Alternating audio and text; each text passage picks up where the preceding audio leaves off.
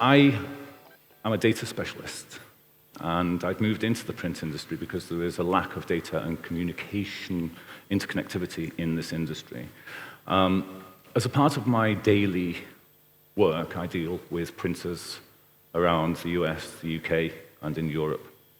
And one thing that's becoming really clear is that every time we talk to people about data and connectivity, one of the supplementary subjects that goes with that is AI. And we're being asked virtually daily what our opinions are on all sorts of things to do with AI. So what I'd like to do is give you the answer that we give to our customers and ask you all a question.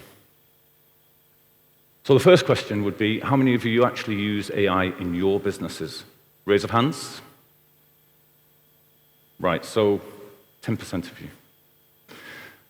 And that's quite normal, that's what I'm finding. 10% of printers in the UK are interested in what AI can do for them. Now, at the event in Cambridge last time, we heard of one company who, even just in his website build, had saved 10,000 hours in creating that website, that web-to-print site. So, I'd like to start with this. This is the answer to what AI is. It's a language. And in that language, there is a model. It's a standard that in ancient Egypt was written somewhere, was stored, and was able to be recommunicated to another person, either by visiting the site where this was, or on a stone tablet that could be transported. Now, AI is a language model, just like this. It's bigger, it's bolder, and over the years, up until about the 1970s-ish, print was the universal way to store data, to transport data, and to reinterpret that data at the other end. Then the 1970s and 80s happened. We got televisions, we got mass communication. And data storage became an issue for everybody. For industry, and even for the likes of you and me as we progressed through the 90s. And we had storage on our PCs. Even our big PCs didn't have as much storage as my telephone. And we required a mechanism. Industry required it. We as human beings required it. A mechanism to retrieve data. And data at first was very linear. It was only really one or two types of data. And we progressed then to different types of data becoming available. Initially, it would have been Ministry of Defense, Health, banking. But then, of course, not all the banks spoke the same language. And that happened again and again through the 80s, through the 90s, and into the early 2000s. And what this caused was a dichotomy. It caused a problem. Because if you had 3 or 4 different sets of data with 3 or 4 different types of data within that, you could never truly interpret it properly. And also, you couldn't store it properly. You couldn't store it in the same place. It wasn't easily accessible. And then, social media happened, right? Social media has created more data in the last few years than we've ever created before. And the math is that this line here, this social media line, will create 10 times the amount of data than we've ever created before in the next 10 years. So we had to find a way to store that, and that is the cloud. The cloud has enabled AI. And in the print industry, of course, I consult slightly outside of the print industry as well sometimes, but in the print industry, we all have a process to follow. And that process is currently being influenced by AI. specifically around this first piece, around the web-to-print piece. We're working with web-to-print companies, we're working with e-commerce companies who are already using AI for the design, for some copy, and indeed for customer communications. And that's there today, specifically in that very first customer-facing section. But we're also working with companies who are working around AI on their MIS solutions, around the imposing solutions, color management. AI is everywhere in our industry. We've got color correction, we've got presses. We heard about Gallus earlier.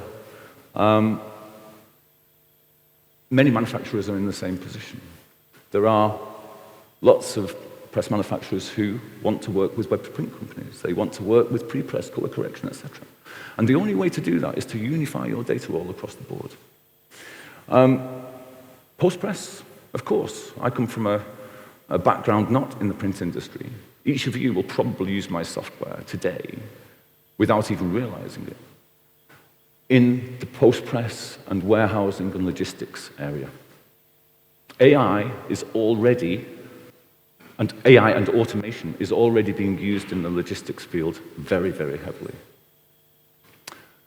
So the opportunities, if only 10% of you in the room are using AI today in your businesses, I think there is a huge opportunity here for you to embrace that technology.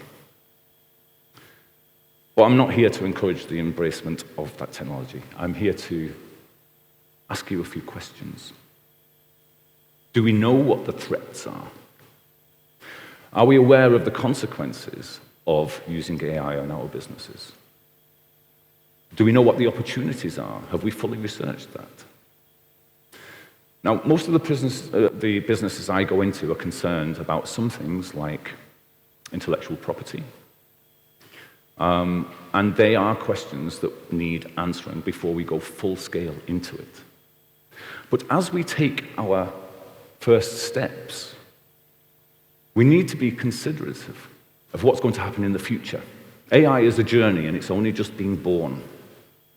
I come from the data industry, and in our industry, we had databases, we had data coming out of our ears, but there was no legislation about how we handle that data, about the security behind that data. There was nothing.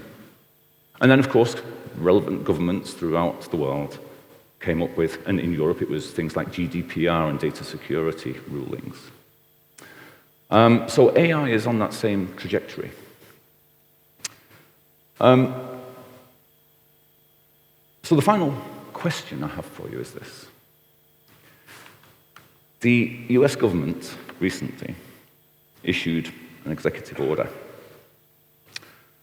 And in that executive order, it had a number of parameters, which I believe will be handy for you guys when you're considering whether to use AI, how to use AI, and the journey that you're about to go on with AI in your businesses.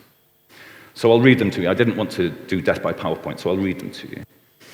The US government requires specifically that developers of the most powerful AI systems share their safety and test results and other critical information with the US government. The US government will develop standards, tools, and tests to help ensure that AI systems are safe, secure, and trustworthy. The US government will protect against the risks of using AI to engineer dangerous biological materials. Now, clearly, you're not going to worry about that one. This executive order protects Americans, specifically, from AI-enabled fraud and deception by establishing standards for best practices in detecting AI-generated fraud.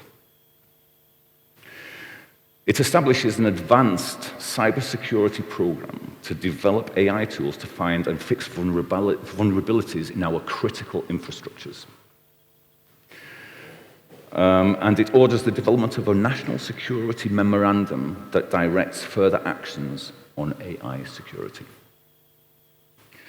It protects Americans' privacy by prioritizing federal support for accelerating the development of use of privacy-preserving techniques. There is more, it goes into security, etc. But the reason I've read that list to you is some of you will recognize some of those elements in GDPR.